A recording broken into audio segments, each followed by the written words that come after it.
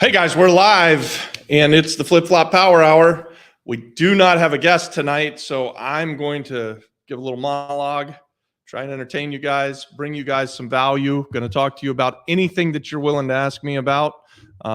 My specialty is buying real estate really, really well. That's my superpower. So if you guys want to dive deep with a guy who's got 25 years of experience in buying real estate, we've done over 3,000 purchases of real estate and bought and sold thousands of properties.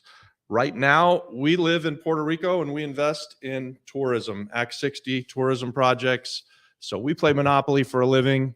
The truth is, I came to Puerto Rico not as a hotelier, but as a real estate investor who, after Maria, I saw opportunity here. I thought that there would be a housing shortage because many people, their houses were destroyed by that storm and they needed to have new houses to buy. And we came in and bought dozens and dozens of properties from the banks, fixed them up, sold them back to the local population, the islanders. And we were really, really successful with that. The first year we did about $1 million investment, had almost a $700,000 profit for our side. And we do 50-50 splits. So that meant we made about $1.4 million on $1 million investment that first year that we did properties. At the end of the year, people started offering us to buy these hospitality projects and told us about something called Act 74 back then, which gave us 40% tax credits on anything that we would do when we were investing in the hospitality field. So we jumped heavily, heavily into that. And that's what we're mostly doing today. This year, we're going to do some flips. We do own a rental portfolio on the island with about 65 long-term rentals on the island. So that's just like your everyday rental, 1-bedroom, 2-bedroom, 3-bedroom apartments. And we try to buy multifamily projects for that. So 4-family houses and up. And market rents for some of that is like now it's maybe $600, $700, and $800. When we came to the island, it might have been $400, $500, and $600, or $500, $600, and $700. We do a lot of renting to Section 8 rentals, or Plan Ocho, they call it on the island. And we've got a really successful portfolio. We've been selling off some of that actually for the last few months. And the reason that we're doing that is because now we mostly invest into this hospitality stuff through Act 74, now Act 60. And we love the island of Puerto Rico. So if you've never been here on this channel before, we put more content out about Puerto Rico and the real estate investment stuff that goes on here on the island. All kinds of great entrepreneurs that we get to talk to and bring on to this channel. So we've got all kinds of long content. We just try to give value. We're not asking you for anything really.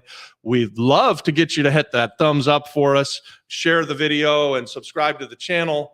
But really, that's it. This costs you nothing, right, guys? So bring your questions and I will answer them. Adon's sitting here. He's got the computer in front of him and he'll read this stuff out for us and we'll just go for it from there. It's been a heck of a week. The life of a real estate investor, man, this has been the week that is kind of like been from hell, right? And I guess I'm talking about last week since today is Monday. And so this is going to be a much better week. We're already sure of that. But we had a few projects last week that got a little topsy-turvy, a little things went sideways for us. And so we just had to jump in with both feet and take over our hotel project that we've got over in Luquillo. And I think that we're in good shape there, but we lost our GM who had been doing a really good job for us for a long time. And he got sick unexpectedly and had to leave. And so we had to jump in, and we're right now working through making sure that all the systems are in place. But if you're staying at the Surfing Turtle, have no fear. The lights are going to come on. It's going to be a nice, warm, comfortable bed. And we've got staff there that are going to take care of everything for you. And we're going to earn that 5-star rating that we get from you guys. So Adon has jumped in on that. And that's the life of a real estate investor, guys. If you are not ready to pivot, if you think that things need to go perfectly for you, then this life might not be for you, because perfect isn't really in the conversation when it comes to real estate investing. So many things can and do go wrong. And this week was just one of those weeks, right? We also had a great week last week, even though it was several things went kind of sideways on us.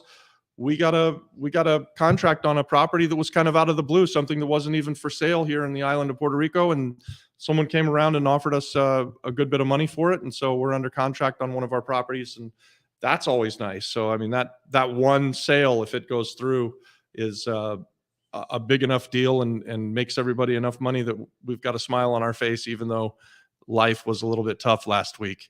So, hey guys, if you're here and you're watching, give us a thumbs up, let us know, leave a comment, ask your questions. If you want to get in touch with us and bring us properties, we like to promote partnerships on this channel. So if you've got a property perhaps in Orlando, Florida, or on the island of Puerto Rico, and you want to partner with us, you can bring it to us. You can put it out there to us at the flipflopflipperpr@gmail.com. That's the very best way to get a hold of us.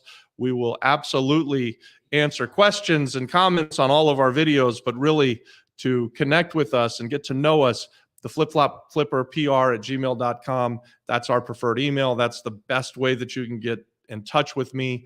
I get people reaching out to me all the time through Messenger and through WhatsApp and through telephone and text and several different emails that I have that are out there. But the one that you guys can count on being responded to and returned, so that we can have a conversation and we can get to know each other, and potentially we could hopefully do a real estate project together. That's the flipflopflipper@gmail.com. So do we have any questions at this point, guys? And just so you know, the format here is really easy. I'll talk for a while. If you guys give me questions, then I'll answer all your questions and we can go all night. If we go for a little while and we don't have any questions, then we'll shut it down. And normally on the Flip Flop Power Hour, we will have a guest every Monday night.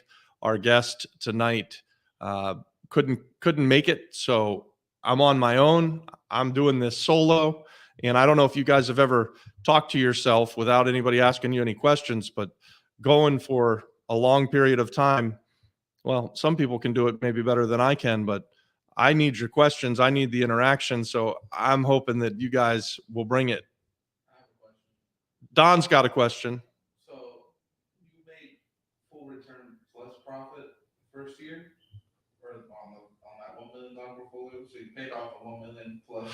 Don's question is my comment that I said earlier. We brought $1 million to the island, and yeah, we made 140% return on our $1 million.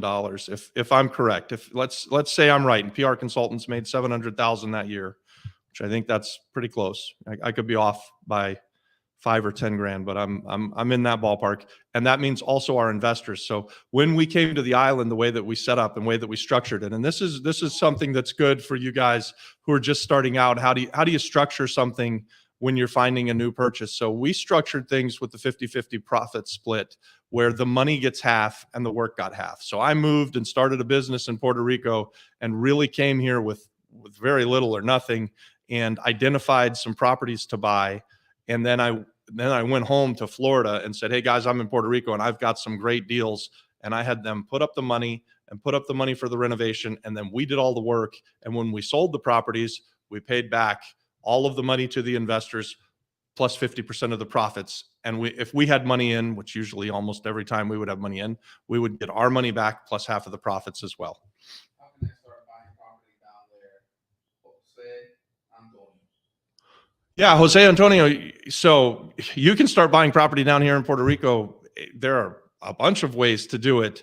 But if you want to potentially do something with us, I'm going to give it out again, the flipflopflipper@pr@gmail.com, the flipflopflipperpr@gmail.com. That's our email. And the best way for you to do something with us is to send us an email and for us to get to know each other.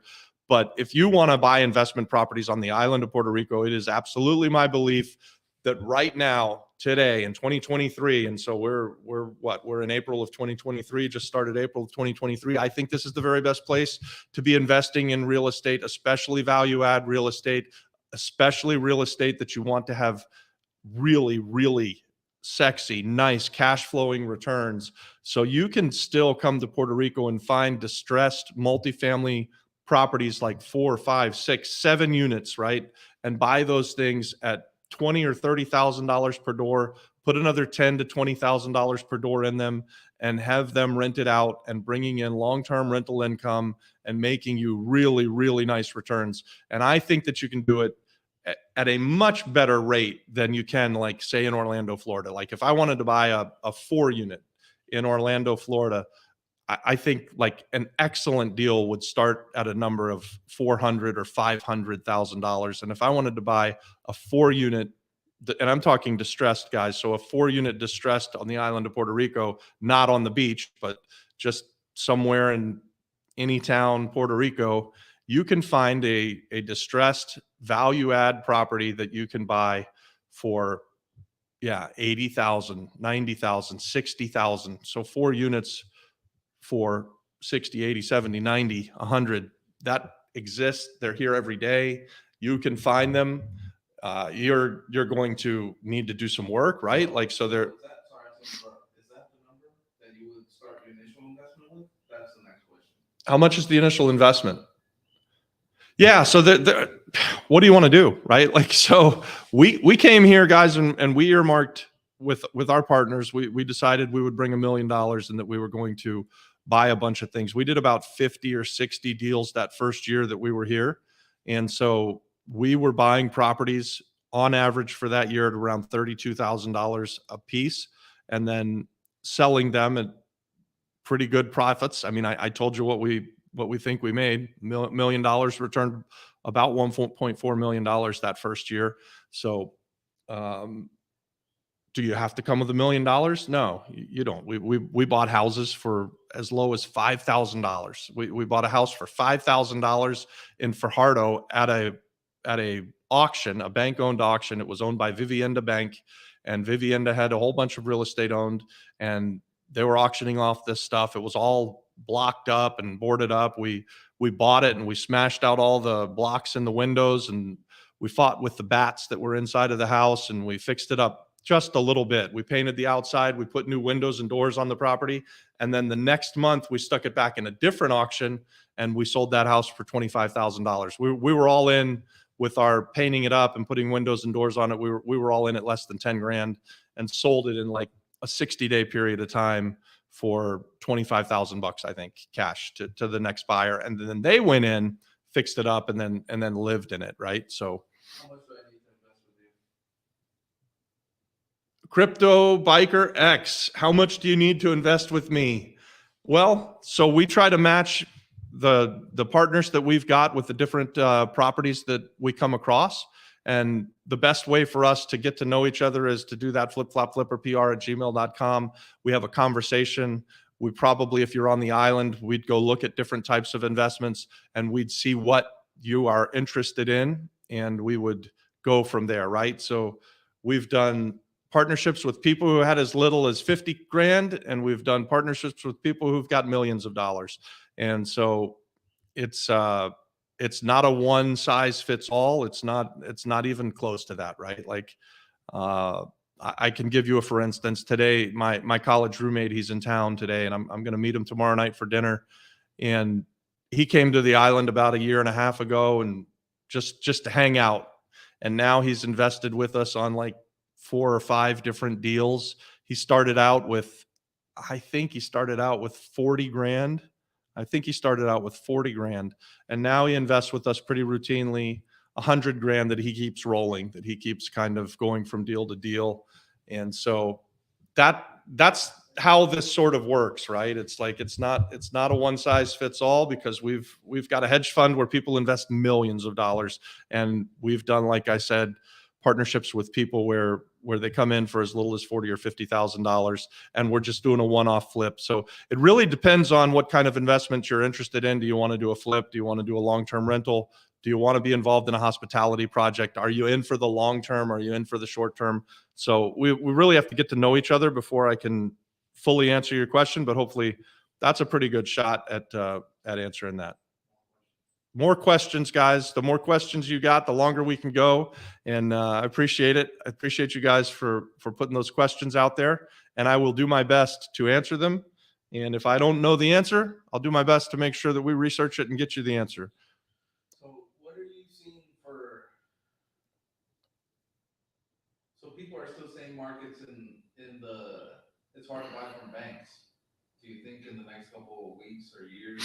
Yeah. So Don's question is, or people are saying that it's hard to buy from banks, and it certainly has been difficult to buy from banks. Even in Puerto Rico, for the last 2 or 3 years, ever since the pandemic, there just hasn't been a foreclosure market. So for years now, the banks haven't been taking properties back. So what does that mean? That means that the banks don't own any real estate, so they don't sell any real estate. And if they do own some real estate, they don't own very much of it. So there's not a lot of pain on their point, right? So as real estate investors, we're always looking for the pain points. And for banks, a pain point is when they own too much real estate. So the banks are not in the business of owning real estate. So when they foreclose and the real estate goes on their books as REOs, real estate owned, then that causes the banks problems. And as it starts to stack up on them, and as time goes by, then they sort of get themselves in a position where they're forced to sell it to other investors, right? So we have for years bought from banks or bought at the foreclosure sale.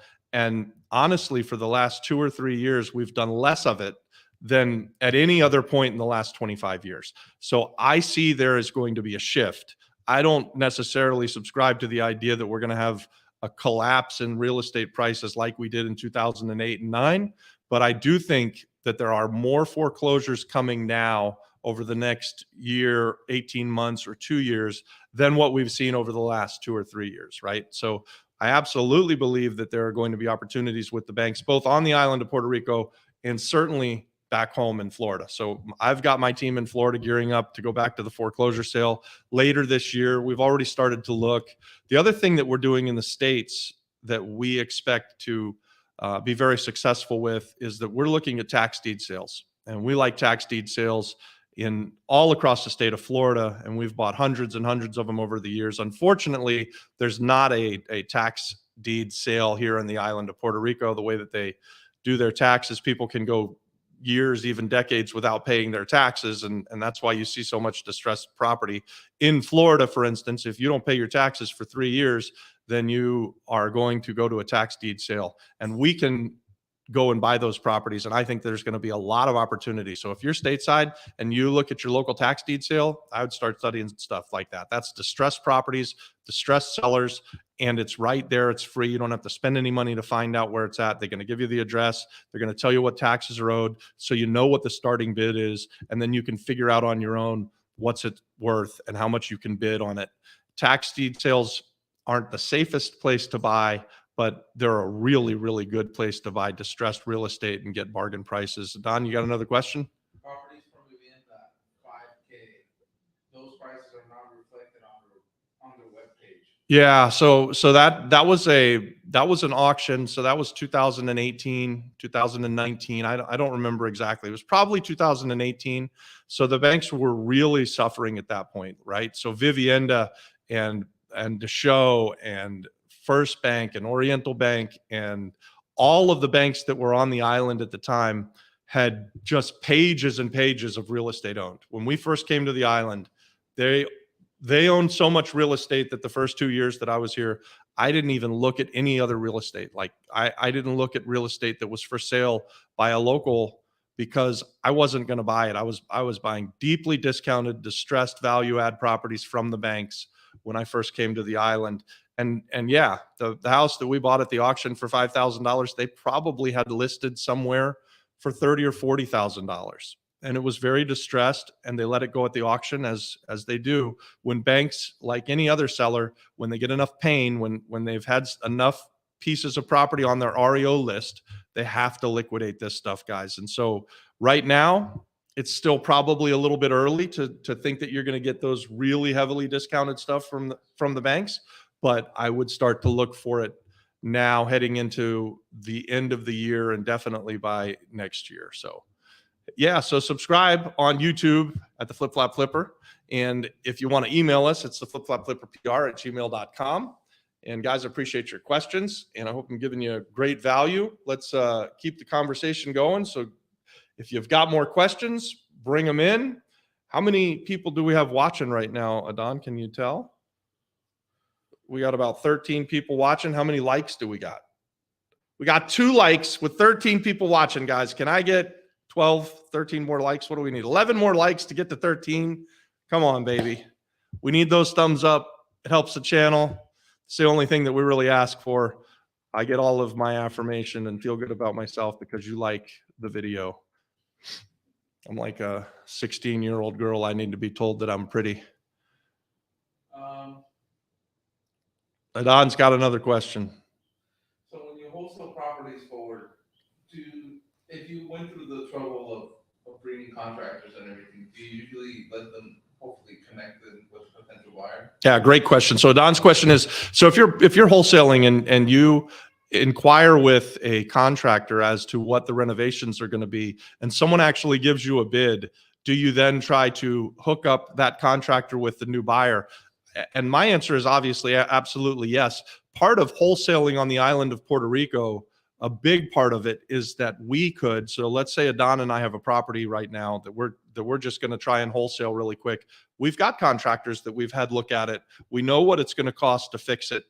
And if you've been on the island very long, I think you will know that it's hard to find a good contractor. So if we can find someone who's going to buy the property from us and we can push them into a relationship with the contractor that's already seen it, well, that's good for the contractor that gave us the bid. That takes care of them. It takes care of our purchaser. And it's really important when you're a wholesaler.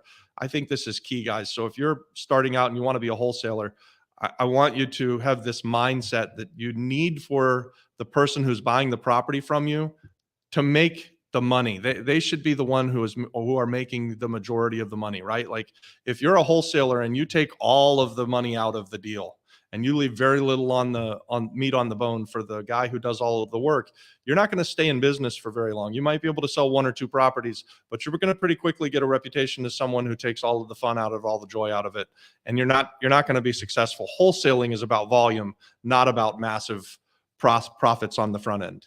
Another question. Would you be a mentor? We get asked that question a lot. Would we be a mentor? Sure. I mean, yeah, obviously that's sort of what we do. I think I mentor Adon. I'm mentoring Christian and Adam. So that's our small team here with this YouTube channel. And this YouTube channel is meant to invite people to become entrepreneurs and to invite people to be real estate investors. And if you want to have more closely one-on-one mentoring with us, then email us at theflipflopflipperpr@gmail.com. And also, we are planning a live event through what? Through Zoom. We're going to do a Zoom event probably towards the end of May. And if you send us an email at theflipflopflipperpr@gmail.com that you're interested in that will be like a one-day sort of mentorship and precursor to investing in Puerto Rico and answering really in-depth one-on-one questions. We're going to have a dynamite cast of characters that are going to come to that, and we are just going to pour the value into you guys. So that's what I have to say about mentoring right now. What places are you looking at in PR? Juan, great question. So I invest on the island of Puerto Rico. So we have properties from Culebra, which is an island off of the east coast of Puerto Rico, all the way to Cabo Rojo, which is far southwest that you can possibly go. Like our property in Cabo Rojo, the Bahia Salinas Resort, sits out on the very little peninsula. If you look at the map, it's literally as far southwest as you can go to the lighthouse without getting in the water and getting wet. And then we've got properties from Rincon and back to Naguabo.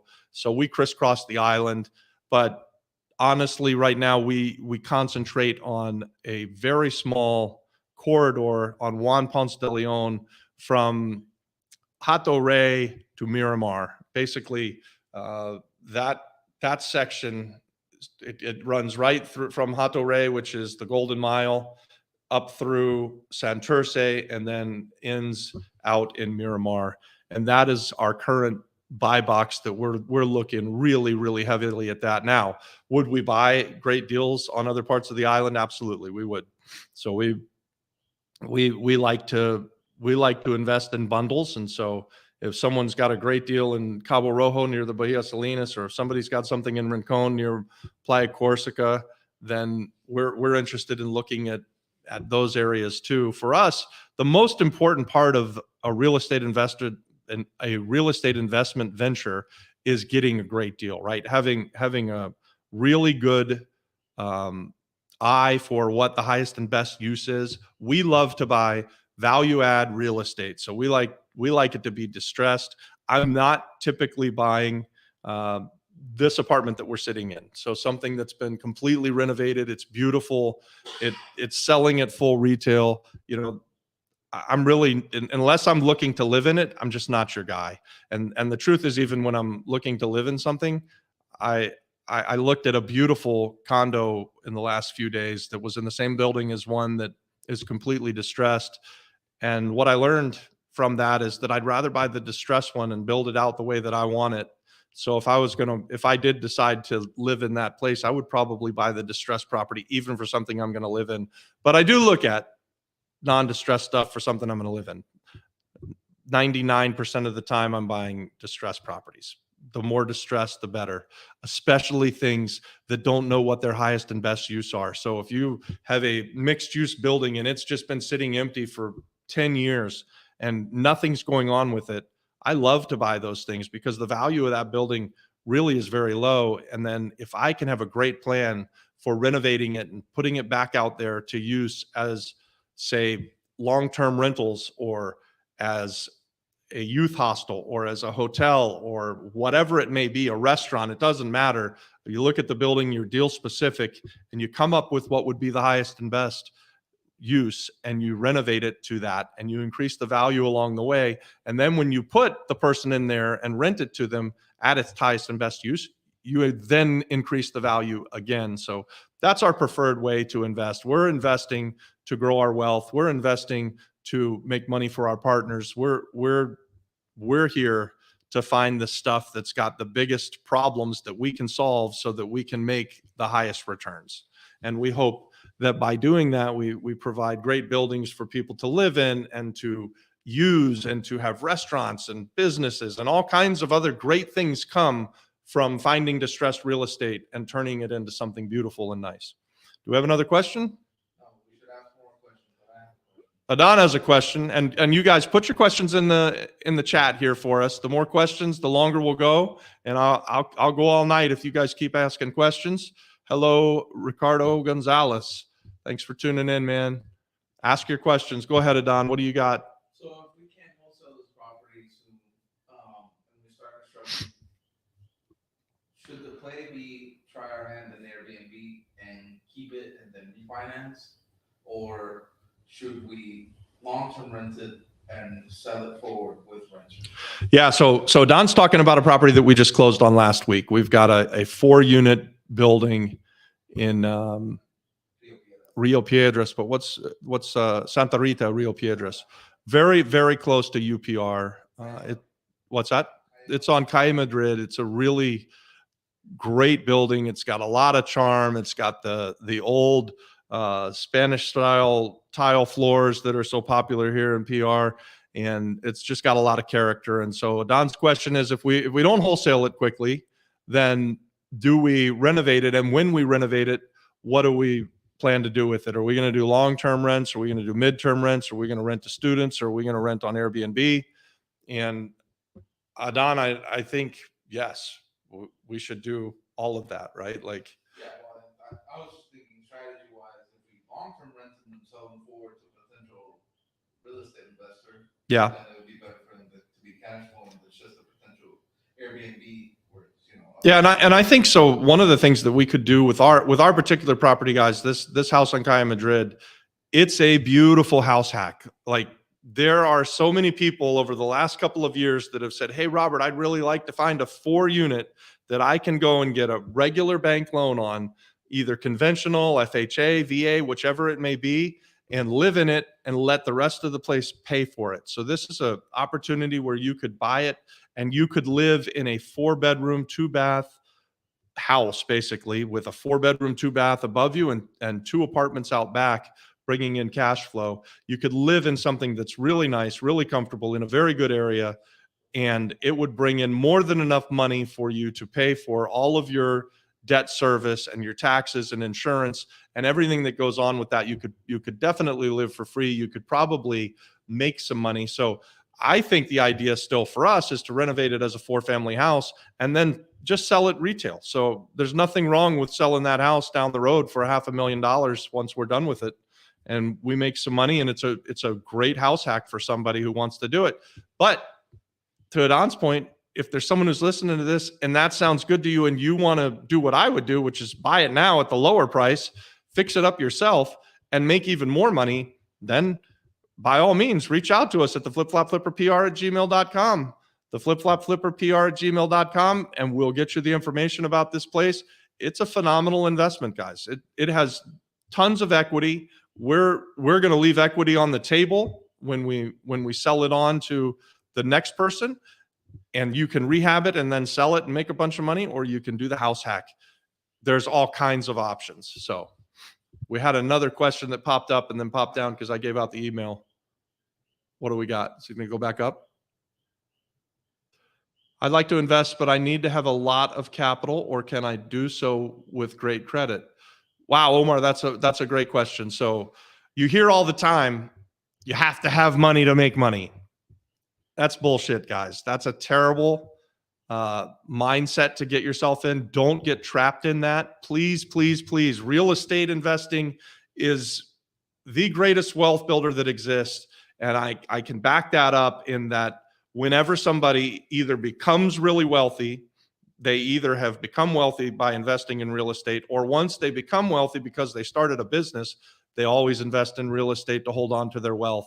So the nice thing about real estate is that you can leverage it. So if you have great credit and you have a good work ethic and you can find a good deal, you don't have to have really much at all to start out being a real estate investor. So for instance, I have used in the past partnerships with people who had great credit, and we would buy something, fix it up, then flip it into the person who has great credit. We'd pull out all of the money, and then we would rent it out, keep those properties for years and years, let them appreciate, and then sell them down the road, and we all make money. So there's just so many ways that you can make money, and to get trapped by the mindset of I can't is something that many people will do. So I love the question, Omar, and the answer is no. You do not have to have a whole bunch of money to become a real estate investor. If you've got great credit, that's great. Even I would say if you have no money and no credit, you don't have to have even good credit to start becoming a real estate investor. There are other things out there, and we've got some long content about that, and you can go to other people. I'll promote, like, go look at Jerry Norton's stuff. He'll show you how you can start becoming a wholesaler with very little money. Go look at Pace Morby. He'll teach you how you can do what we've done many times and create great deals by asking the sellers to become your banker. So buying houses subject to, or buying houses with seller financing. And we've got long content on it as well. So subscribe to the channel and check out our long content. And I love the question. So thank you very much. Do you buy buildings in auctions? It's my preferred place to do it, right? Like, so over a 25-year period of time, probably many more than 80% of the total properties I've bought it at some kind of auction or another. So I specialized from like 2001 until now in Florida, but at going to the foreclosure auctions at the courthouse steps and buying properties at the most dangerous and hardest place to do it, because that's where I could find the deepest discounts.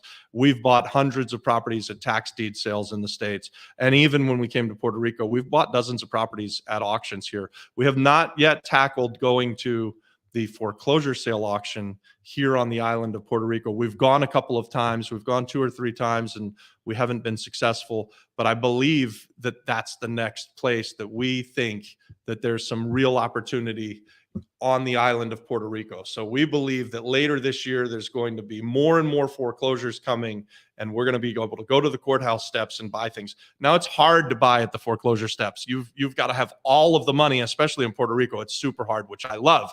I love it when it's really hard because it cuts down the competition. But here's the deal. When you go buy something at the foreclosure sale, you've got to do your own title work. You've got to make sure that you know what you're buying, and it's buyer beware, right? So if you make a mistake, you lose all your money. There's no one to protect you. There's no title insurance. There's no one to go back on, right? And you have to do all of that work. Plus, you need to pay for it on the spot. Like, so once, twice, three times, sold to a Don, then a Don hands over a check for the total purchase price right there in that instance. That, guys, it's a pretty tough bar. That's a high level entry fee to get in, and you better not screw it up. And that's why we are looking to do that. That's what we've specialized in for 25 years, and we know there's going to be some bargains coming up later this year, and so we expect to do that. But anyways, buying at auctions, highly love it. That's how we've made just, most of our net worth was created by buying houses at auctions.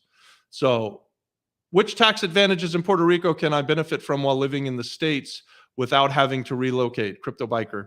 Yeah, cool. So less, right? Most of the tax benefits that Puerto Rico offers are subject to, most closely tied to Puerto Rico and actually moving to Puerto Rico. So that would be that if you want to have an export services business, you need to live on the island of Puerto Rico to take full advantage of that. If you want to have a young entrepreneur business, you need to live on the island of Puerto Rico and be most closely tied in order to take advantage of that. If you want to take advantage of the personal, what do they call that? The personal capital gains, where you don't pay capital gains on day trading or on blockchain or buying and selling stocks, then you have to live on the island in order to take advantage of that. If you want to invest in hospitality, now here's one that's really great, that you can invest in hospitality projects and get tourism tax credits, 60% back. There's one other that doesn't necessarily give you an instant tax credit, but if you invest anywhere basically on the island, 98% of the island is an opportunity zone. And if you create an opportunity zone for yourself and then invest in qualified opportunity zone businesses on the island of Puerto Rico, you can take advantage of tax-free liquidation event at the end of 10 years. So I'll dive deeper into that just so that I'm not being too vague. So opportunity zones represent the very best way for the regular man to build wealth. We've never seen anything like this, guys. If you've ever done a 1031 exchange, or you've ever invested in an IRA or a self-directed IRA or a Roth IRA, all of those are great tools to build wealth, but they're peanuts compared to the opportunity zone. Opportunity zone investing allows you to defer your capital gain this year through 2026. And then you're invested inside of an opportunity zone business, specifically on the island of Puerto Rico, which 98% of it, the island is, and you set everything up properly. Then at the end of 10 years of keeping your money in that investment, when you sell it, you get a step up in basis. So that means if you had $100,000 in the investment going in, and it's worth $10 million in 10 years when you sell it, when you liquidate, you pay no tax on that gain. Guys, nothing comes close to that. 1031 exchanges, they kick the can down the road. IRAs, they kick the can down the road. But the IRS always comes calling, except for inside of these opportunity zones. If you don't know about it, we've got long content. In fact, we've got a whole playlist where you can go and watch and learn about, and we'll be continuing to put out more content about these opportunity zones because they're really just so powerful. So those are the two things that I see, and combining them, oh my God, that's next level shit, right? So those are the two things that I see that you can do from the States, that you can invest in Puerto Rico and take full advantage of. 40% tax credits on a hospitality play, and own it inside of an opportunity zone business, run it for 10 years, and then liquidate it at the end of 10 years and pay no capital gains. So pay zero tax. Freaking phenomenal. I've never seen anything that even comes close. Finding properties online from banks and agents, how a local person can bring you a good deal, since you can find them yourself as a professional, can get them from you. Finding properties online from banks and agents. How can a local person bring you a good deal, since you can find them yourself as a professional and you can get them a good deal? So I think you're saying that if you've got a good deal and you bring it to us, why would I want to partner with someone who brings me a good deal? Because I can't find them all, right? I probably look at more real estate. I think it's pretty safe to say than 99.9% of the people who will be watching this. Like, I'm not even buying stuff, and I'm looking at real estate every single day. I drive around the island. I'm calling on everything that's for sale. I have this YouTube channel to invite people to bring us deals. So we're constantly looking at real estate. And why we want to partner with people who bring us great deals is because there's the deal of the lifetime every single week. Someone finds a deal of a lifetime. Every once in a while, we find a deal of a lifetime, or someone from this YouTube channel may find the deal of a lifetime, and they need a partner like us who's got some capital and who has an idea of where it can go. And so that's why we do the YouTube channel, right? Like we want to partner with this community. So if you're into that, give us a like on the video, join the community by hitting that subscribe button if you haven't already. And last thing I'd say is let's get to know each other. Send us an email at the flipflopflipperpr@gmail.com. The flipflopflipperpr@gmail.com. We got more? So I hope that answered your question. It was a long question, so I hope I read that right. Adon's got another question. How do you prefer deals come to you? Would you want me to call you and just tell you, hey, I have a deal and it costs this much, or you want me to call you and say, hey, I have a deal and I think we can get it for this, and I think that's where we are and all that stuff? So Adon's bringing up a great point about, and we do get this every week. I'll get presented this. It'll be, hey, Robert, I saw this piece of real estate that's for sale in my neighborhood. And that's pretty much it. Maybe there will be a picture of a property or a phone number to that realtor. So that's not something that we're going to jump in a partnership. What Adon's question is, and what I think he's trying to get me to say is that how you present the deal determines, who's going to partner with you. And so if you're coming and just saying, hey, there's something that's for sale, well, that's worth something, but it honestly, it's not worth that much. And we're probably less likely to be able to get into business. But if you brought me a deal and you said, hey, listen, I live in Rio Piedras, and so it's my farm area. And I look at every single piece of property that ever comes up for sale, and I follow it. I call all of the realtors and I see what they're asking for it. And then I call them again and find out that it was sold. And once it's sold, I try and track what they sell for. So I know this area really, really well. And right now I have this house under contract and we can buy it for $200,000, and fixed up, it's going to take $75,000, and then it's going to sell for $500,000. And I've seen that happen again and again. Here's the address. Here are some pictures. Now you're bringing me something of value, and now you're bringing me something, not just me. Now you're bringing anyone something of value, right? So if you want to be a real estate investor, and let's go back to the other guy's question. We've had a lot of good questions, but the question was, can you do this without any money? You can do what I just said with no money at all. I think it was Omar's question. So you can start with no money by learning an area really, really well, and then making offers, getting something under contract. And then once you've got a deal in hand, you then have something to have a conversation with other real estate investors with, or with lenders, or with people that you could partner with, right? Like, so if you're what I just said, if you've got a house somewhere, anywhere, Puerto Rico, that you can buy for $200,000, that you've seen other houses in the neighborhood fixed up sell for $500,000, that's a deal people will want to talk to you about, as opposed to just a phone number for a house that's for sale in the same neighborhood for $500,000. Does that make sense, guys? Everything starts with the deal for us. We are deal first people.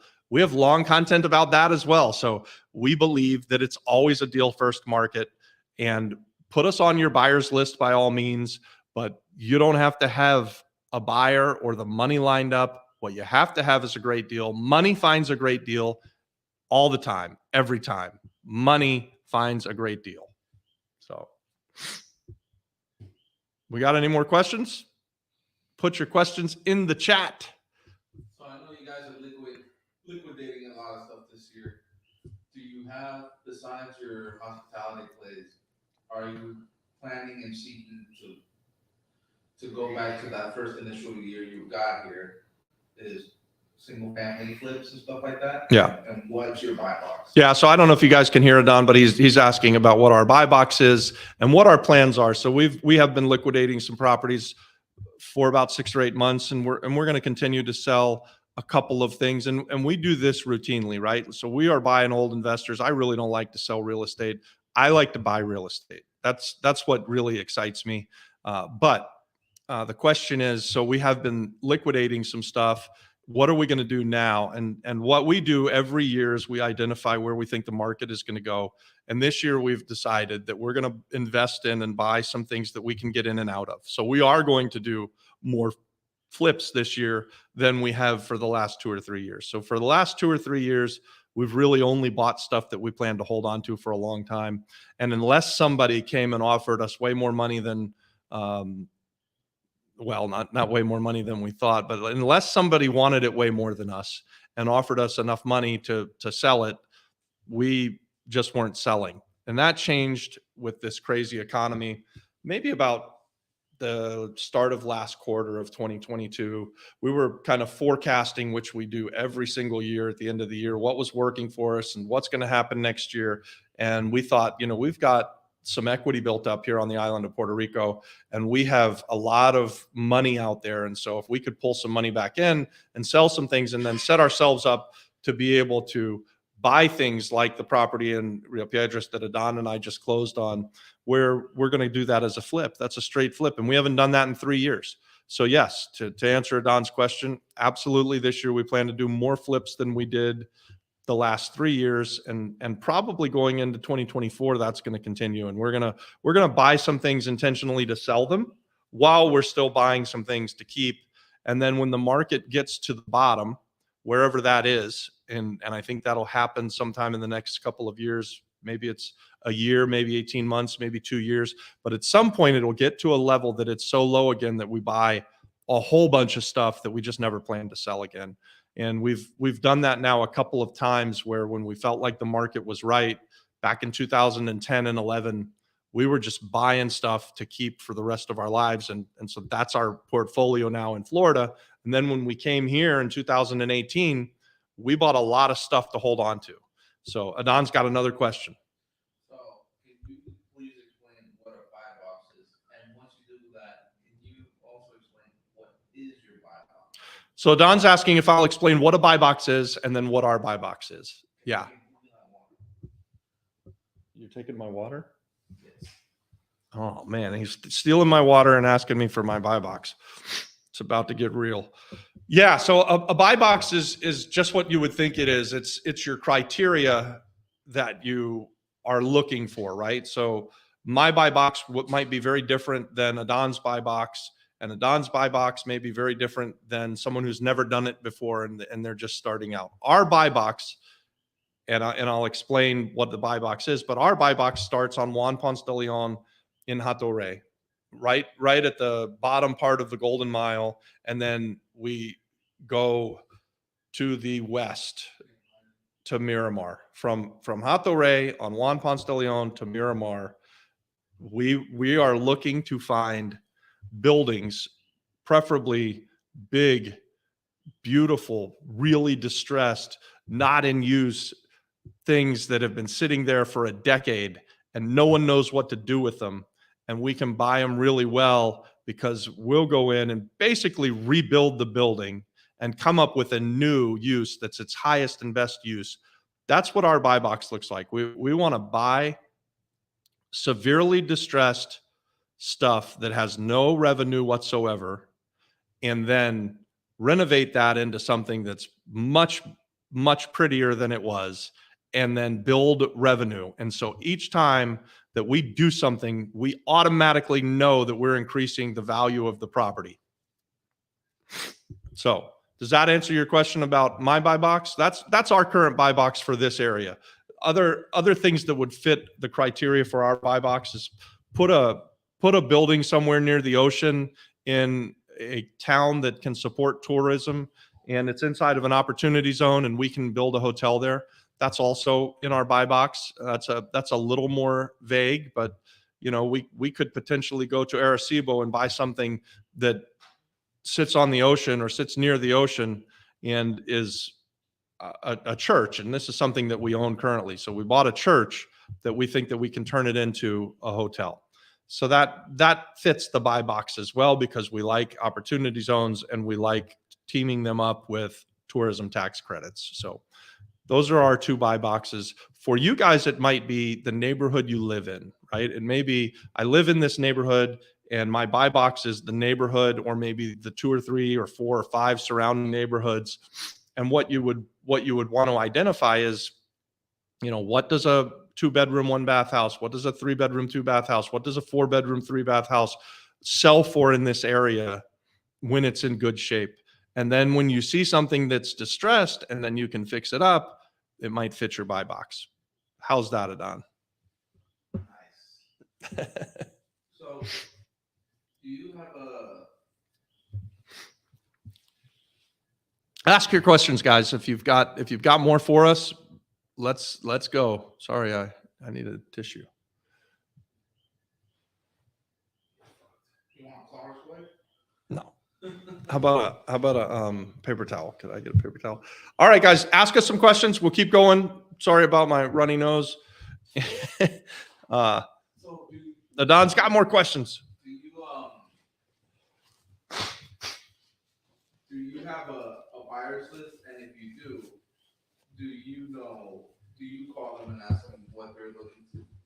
Yeah. Be a potential investment for them. Yeah, so Don's question is, do we have a buyer's list? And when you're starting out and you're building this buyer's list, you want to know exactly what your buyers want, right? Like, so in years past, I used to have a pretty hefty buyer's list, and we might have 2,000 people that we're emailing stuff out to.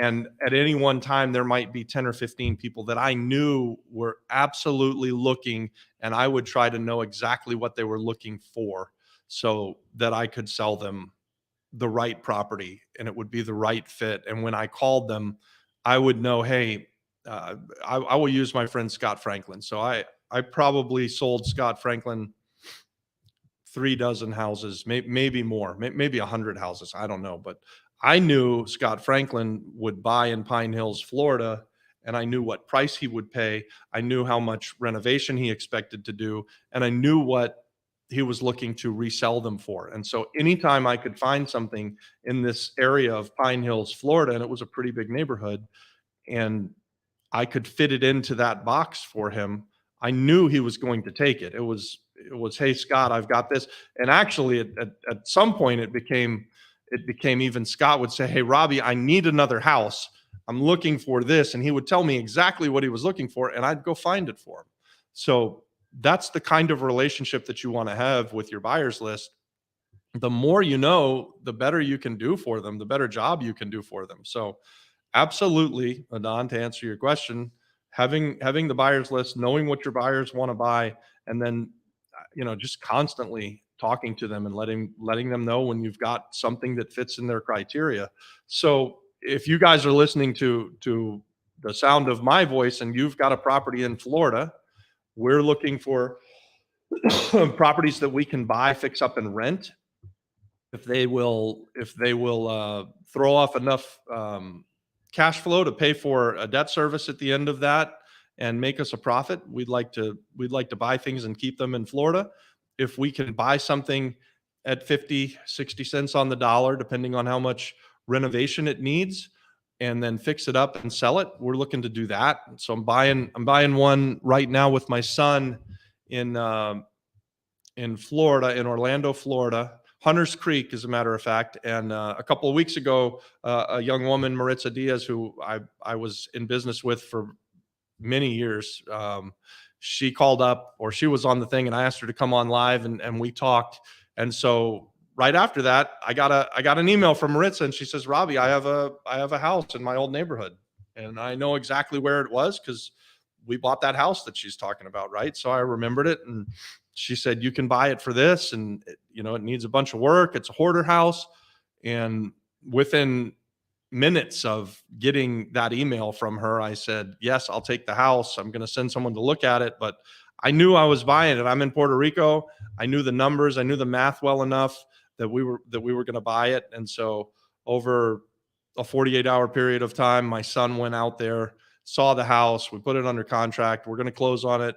We're going to clean it out. We've had really good success over the years of buying hoarder houses. Hoarder houses are a special kind of real estate because what has happened, and in this case, the same thing has happened. This lady who's selling this house has accumulated so much stuff that she literally cannot use the house. Like you can't, if you look at the pictures, you'd swim across her crap, right? Like you couldn't, there's not even a path anymore to walk from bedroom to bedroom. It's just all junk in there. And McKenna went out there and looked at it. He said it took him 20 minutes with the machete to walk from the front yard to the backyard to see the swimming pool. And he's got pictures, looking through the windows of all of the stuff. So I went off on a tangent there, but anyways, that was, I thought, an interesting story. If you guys ever get the chance to buy a hoarder house and you don't know what to do with it and it's in Florida, call me up, send me an email at the Flip Flop Flipper PR. I'd like to talk to you about buying a hoarder house with you. I think we can make money on them. We've had great success buying those things over the years. So, and we do a service to someone because they just can't sell their house. They can't get rid of all the stuff. So we help them to move the stuff that they really want. And then we throw the rest of the stuff away and we get them a fair price for their money. We fix it up, we sell it, and we make some money as well. You're always trying to bring value to people when you're a real estate investor. So that's what we would try to be doing here. We have. How do you handle property management and maintenance? How do we handle property management and maintenance? So I'll answer it twofold.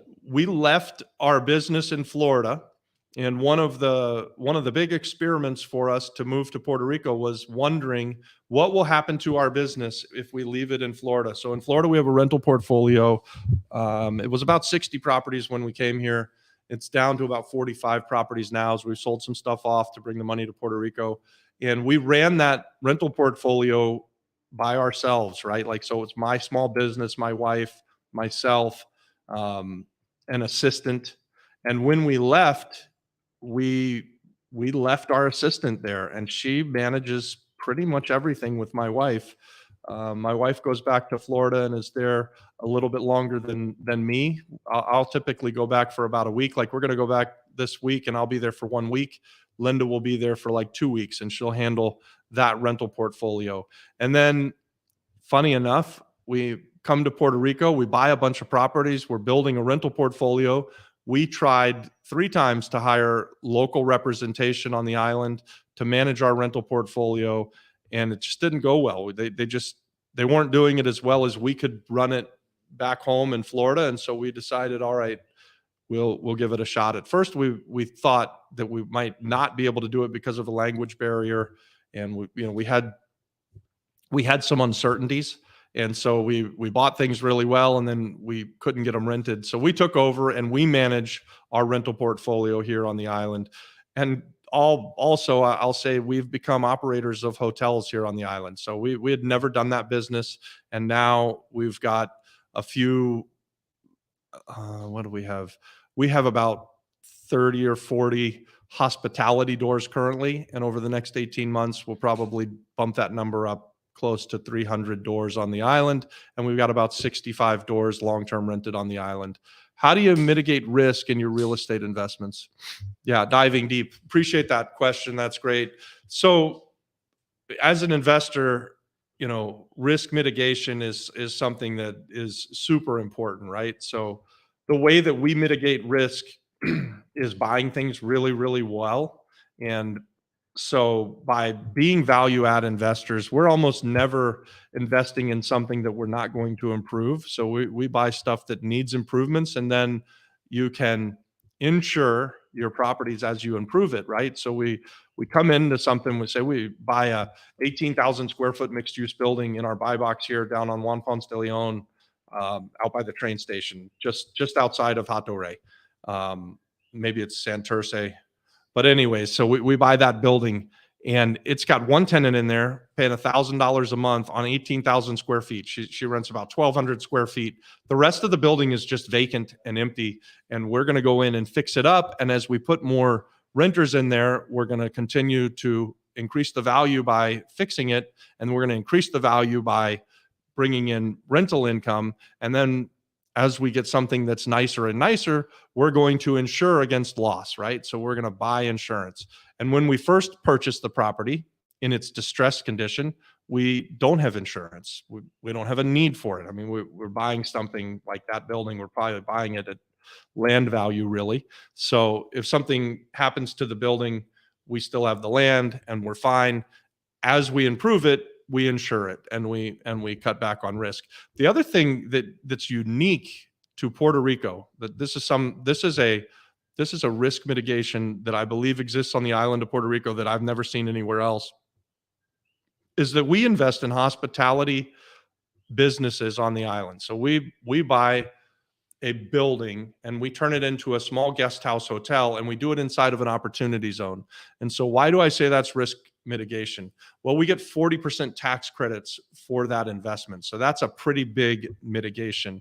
And then we're buying inside of an opportunity zone so that when we sell in the future, we don't pay tax. Again, this is a risk mitigation, right? So we could have something that doesn't go really well because we've got enough things that are going to go really, really well. So I think hopefully that answers your question. Mostly we do it through insurance and through buying value add investments, but also this play of coupling opportunity zones and Act 60 tourism tax credits. Yeah, so our long-term investment goals, I'm a deal junkie, and we've long since reached the point where we don't need to do the next deal. If I never bought another piece of real estate in my life anywhere in the world, we've got enough. Like, we've had enough for a long time. But our long-term investment goals are that we want to build generational wealth. We want to encourage and help more people to become real estate investors and get out of the rat race. And so that's sort of what this YouTube channel is about, and what we sort of like and enjoy doing. I don't ever see myself retiring, and I'll tell you why. I know a lot of people, you want to use real estate to get to retirement, and that's fine. My ideas on retirement are probably quite differently. I actually say we think differently on this YouTube channel than other people. One of the ways that we think differently is that I don't ever want to stop. I don't want to retire. I think retirement means death. So that's why I don't look to retire. What's Adon pointing at? Can you give an example of a real estate investment that didn't go as planned and how you handled it? I can give you examples of real estate investments that didn't go as planned. How long you got? I can give you one that we're going through right now. So we bought a mixed use building at an auction in Canovanas, and it's a 13,000 square foot building. Bought it sight unseen at the auction. It used to be a department store, and we thought we're buying it really well. We knew we were buying it really well. We paid just over $100,000 for 13,000 square feet. You just can't do that, guys. I mean, the concrete would cost more. The concrete and rebar and windows and doors, that would cost more than what we paid for it. So our idea was to turn it into a really cool marketplace downstairs in about 7,000 square feet, and then take the upstairs 6,000 square feet and renovate it into long-term rentals. And so that was our plan. It wasn't hospitality. We're not getting tax credits, really nothing. And so we hired, at the time, and still to this day, we hired the biggest GC, the biggest general contractor that we've ever worked with on the island of Puerto Rico. And we thought this would be a 90-day renovation. And so now we are rapidly approaching 2 years. In fact, we may be at 2 years. Like, it's definitely sometime in April. We will have been in the process of renovating this building for the last 2 years. And we are not done yet. We may still be 90 days away. So how have we handled it? I probably handled that one poorly. Like, because we like this GC, and because he does continue to show up and do good work, and he's never gotten ahead of us. So all we've lost is time. We've never really lost any money. We've stuck with him, and we're coming to the end of it now. But also, because it's taken so long, we've gone through several different ideas. Now we believe that instead of having the marketplace downstairs, we've got 7,000 square feet of retail space that we will rent out. And so that'll change. That changes our projections. It looks like it'll probably be more profitable for us to do that than to do what we were going to do before. And what has happened is, because we're 2 years down the road, our projections on rental income for the 4 apartments has increased as well. And it's not super significant, but if once we get this thing finished, originally, if we thought we were going to rent them for $1,200 a month, let's say, now we're thinking that we're probably $1,500 or maybe $1,600 a month. And they're really big, nice, sort of like New York loft style apartments with 1,300 square feet in each one, 3-bedroom, 2-bath. And so yeah, that's how we changed our pivoted on that one. And it's pretty common that as a real estate investor, you will have things not go your way, right? Like, so I try to have a plan. I think I'm pretty good at coming up with a plan and have a series of successes. And sometimes things just don't go your way, and you've got to be able to figure it out. And we've had other things where we have an 8-unit building in Caguas that we took a long time to renovate. We thought that we were going to renovate it to students, and we were doing this sort of in the middle of COVID. And we finished the building and we're waiting for the students, and they weren't coming to school. And we missed 3 semesters in a row where we didn't get to rent to students. And so finally we just started renting to families on, local families on the island. We're renting for less. We're not making as much on the return there, but we still have a beautiful building in Caguas. We're renting it out to some great families, and it's doing really, really well now. But it was a complete pivot. So what's your experience navigating legal and regulatory issues in real estate investing?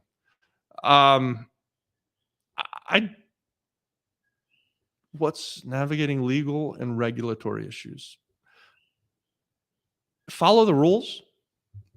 So my experience is that if you follow the rules and do what you're supposed to do, you shouldn't have really any big problems. So knock on wood, we haven't had huge issues with legal stuff or regulatory issues. I bought a gas station one time that had some oil spilled into the ground, and we had to dig it all out. And that was a pain in the ass, but sort of going in when you're buying something like that could happen. But basically, I'd just say, just follow the rules, know what you're doing going in, look at the zoning.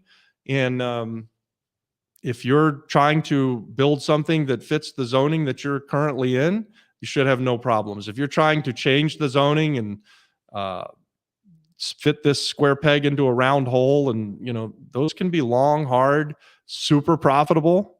And so if you choose to go that way, it can really, really make sense.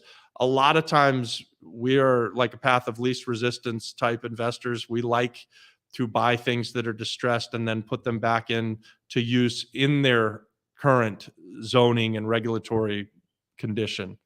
What's your opinion on master leasing?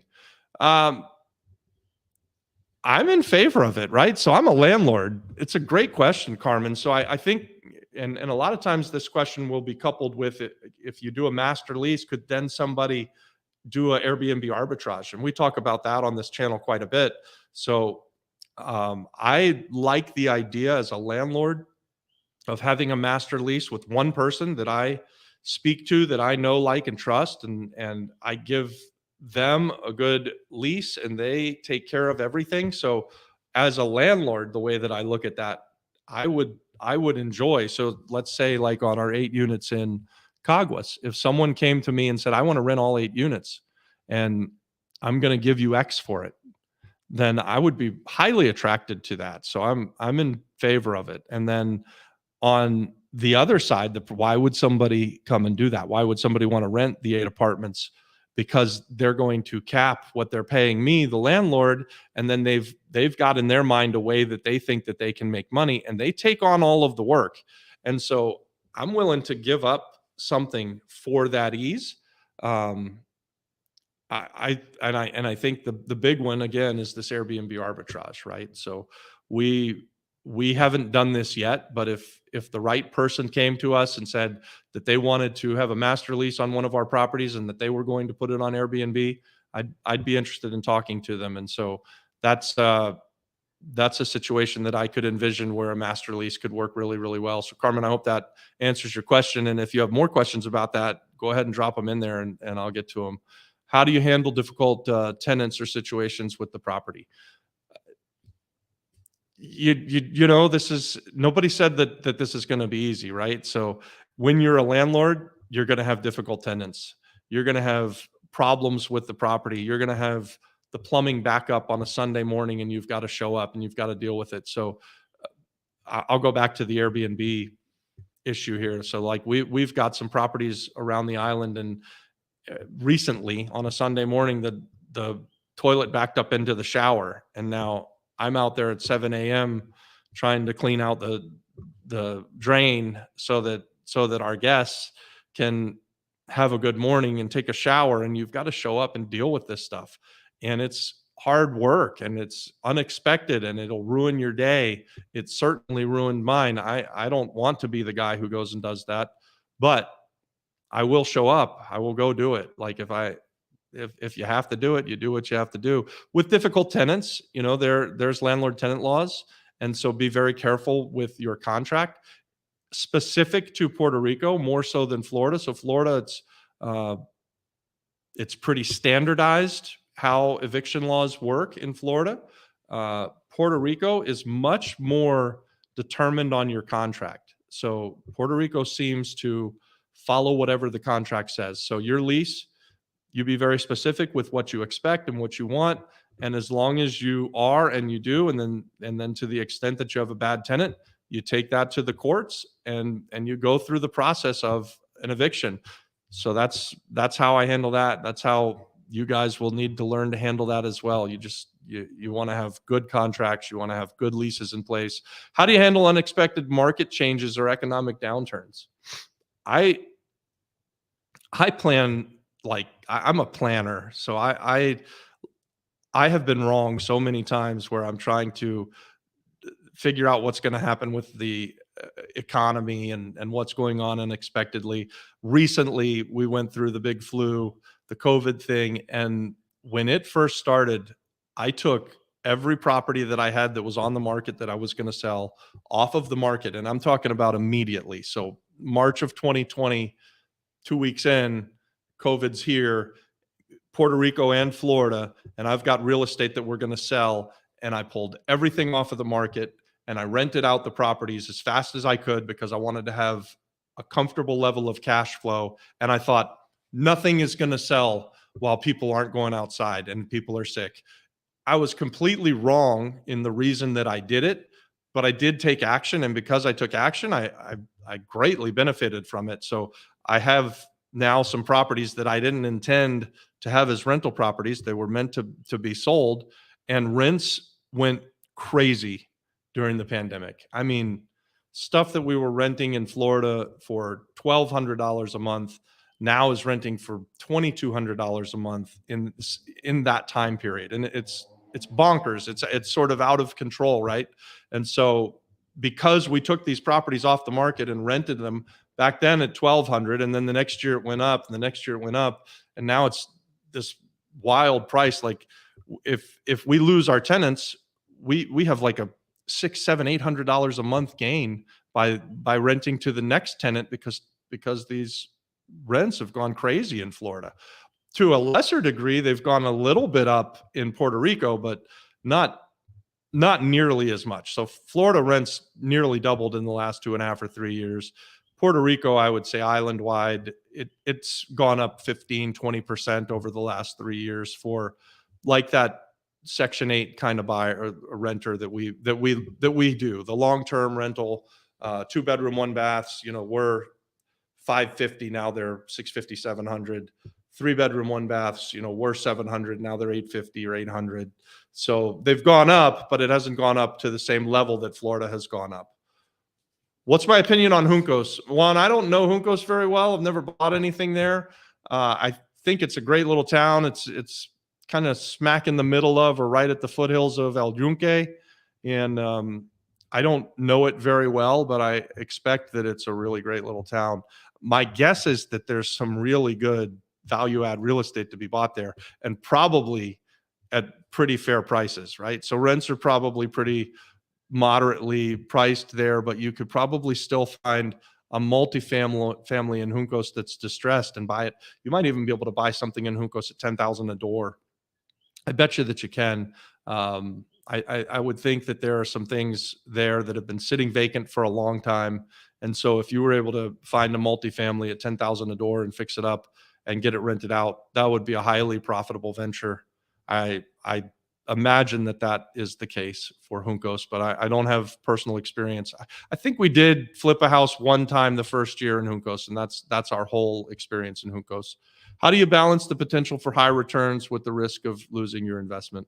So the Real Estate Oasis podcast, that was us. How do we balance the potential for high returns with the risk of losing your investment? Buy it right. So for me, real estate investing is about buying. You make your money when you buy it. And so you will often, if you're around me and you see me when we are purchasing something new and going to closing, those are the days, that's my happy spot. Those are the days that I know I'm making money, because when I buy real estate, every time I buy real estate, I make money, with very, very few exceptions. 2009 caught us off guard and we lost some money then. But other than that, for 25 years, if I'm buying a piece of real estate, I know I'm making money. And so how do I the potential for high returns? The high returns come, and when we buy real estate, if we're buying it with the idea that we're going to sell it, I would sell it as fast as I can, and I wouldn't worry as much about making huge profits. I'll let the huge profits come later. What I know for sure is if I buy something in any market, I buy things well, and if I hold on to them for 4, 5, or 10 years, I've hit a home run every time. Every time I've done that, I've just absolutely crushed it. And you will too. I mean, the key to becoming wealthy with real estate is buying and renting and getting the cash flow and holding on to that real estate for a really long period of time. So 5, 10 years, that's not even a really long period of time. But if you buy something today in this market and hold on to it for 10 years, it's going to be worth significantly more in all likelihood. And definitely at some point in those 10 years, it will be. So buying stuff and holding on to it for a really long period of time, I think, is a great, great way to build generational wealth. So that's part of our strategy as well. We really like to buy things. I don't like to sell as much. So that's my philosophy, right? There are other people. Jerry Norton wants to buy and sell 1,000 houses this year. I'd rather just buy and keep 10 or 15 really good ones. He's working on a flip in Juncos. Awesome. Yeah, I would say I do remember Juncos, that we did do a flip in Juncos. We bought it as part of a bulk deal, and it was up in the mountains, and we bought it for 30. We put 15 or 20 in it, and then sold it for $110,000. It was a really good flip. It was easy to sell. Like, the people love Juncos who live in Juncos, and if you can fix something up, if it's a median priced home, so buy it for 50 or 60, put 20 or 30 in it and sell it for 150, you'll have FHA buyers lined up. You're going to be able to find that buyer quite easily. And I think that's the case for most small towns around the island of Puerto Rico. What do we got next, guys?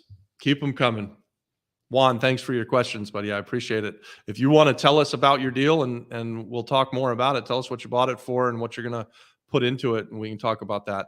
How do you handle conflicts of interest in real estate investment? What's a conflict of interest in real estate investment? Can you guys be more specific? And I'll do my best to answer it. I don't know that we've had many conflicts of interest in real estate investment, but if I think about it long enough, I'll probably come up with something. We've done an awful lot. I'm sure we've had a conflict of interest before. Anybody else have more questions you want to put out there?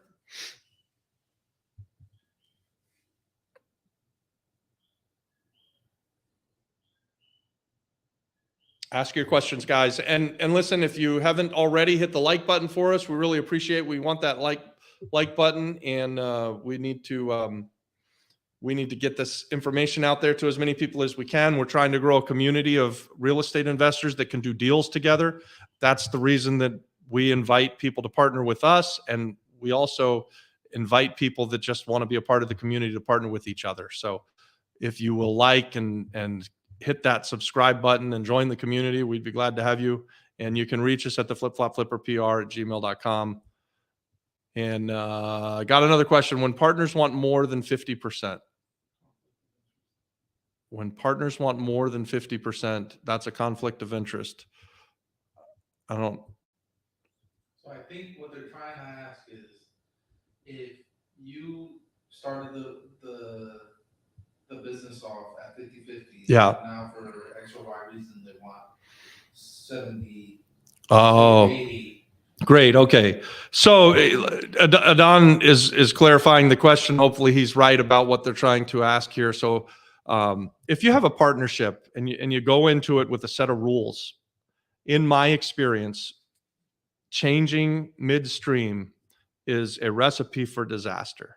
So I do not like it. I'm very, very hesitant to ever change the set of rules that go into, like, so even if, and this is probably what happens most often, is that we go in as 50/50 partners, and what happens is one side or the other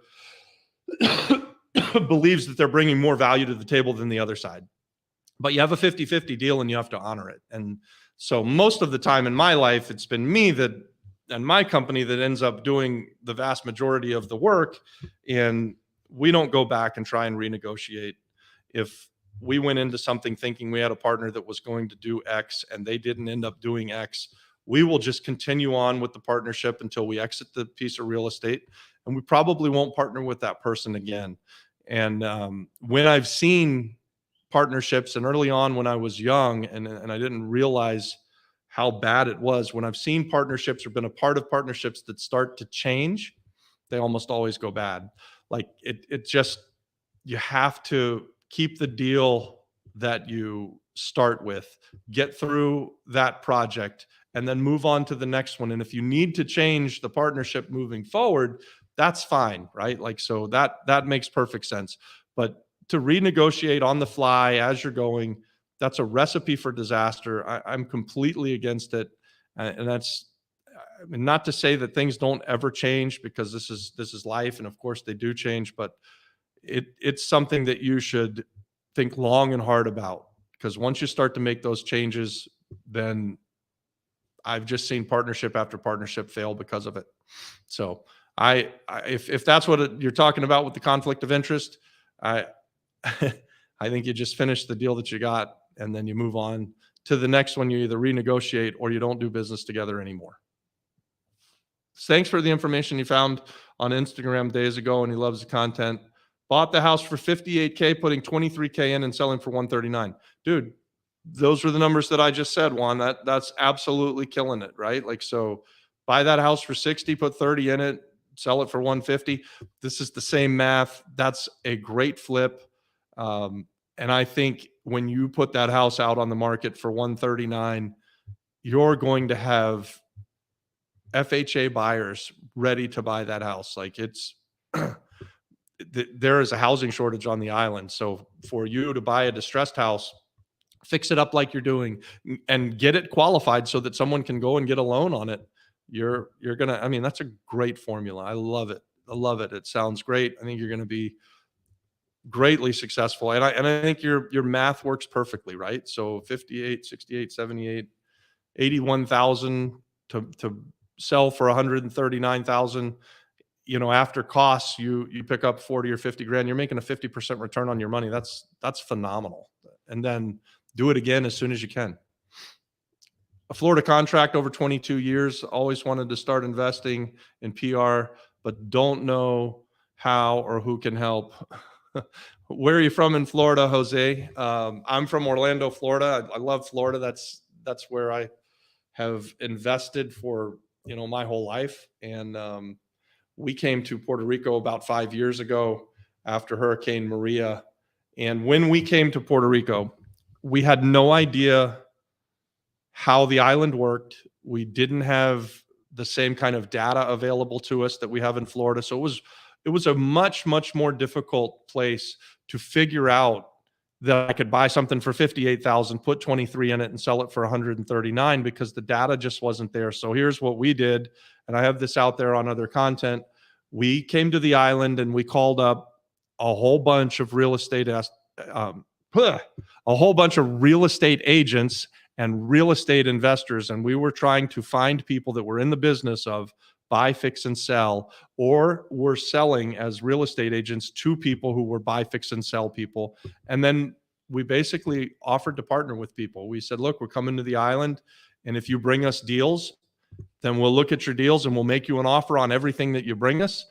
And that is what happened. So I think we called 12 realtors, and when they brought us their deals, every time what I did was I said, listen, I'd really love to do this deal, but I don't have the data and I don't know how to be sure that I'm getting a good deal. But here's what I think.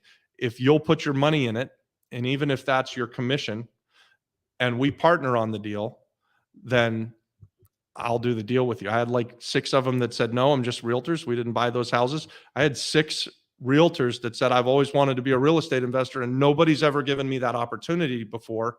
I'll invest my commissions and a little bit more money and I'll take my share of it and then I'll sell it on the back end. And so they're double dipping plus they're investing, and we still do business with those guys today. And over the years, we've learned how we can gather the data by looking at everything that goes up for sale. And that's how I was able to talk about a place in Juncos that I don't know anything about and come up, pretty reasonably to what the deal should look like. And so that's how I would go about that, Jose. If you are interested in talking to us, then send us an email at theflipflopflipper@pr@gmail.com. I know I've put that out there a whole bunch of times, but that's really the best way for us to get to know each other so that we can do some business together and buy some real estate. So send me an email at theflipflopflipper@pr@gmail.com, and maybe we can do something. We're going to start to wrap it up, guys. And I think we've been going for an hour or so, and we've had some great questions. Love the interaction, guys. If you haven't already, hit that like button for us. If you've got any more last minute questions, put them in now and we'll answer 1 or 2 more if they're there. If nobody else has any more questions, then we'll sign off. But we would really love it if you'd like, comment, and share, and subscribe, and obviously send us an email. Let's do some business together. Let's grow some generational wealth together, guys. I've been doing this real estate investing for 25 years. I hope to do it for 25 more. And I'm getting older now. I need some young people to come in and partner with me for the next 25 years. And maybe it'll change the dynamic a little bit, where we'll add our expertise and some capital, and you add some capital and energy and ideas, and we could find, and I'm sure that we will find people that we partner with through this community. And that's why we're here. So any more questions? If not, then I'm going to just end it here, guys. I'm going to say thank you so much for tuning in to the Flip Flop Power Hour. We went a little bit over an hour, I think. We had some great questions tonight, and we'll see you next Monday. We'll have a guest. We'll put it out there, but tune in next week. Later this week, we'll do the deal flippers with the Don, I think.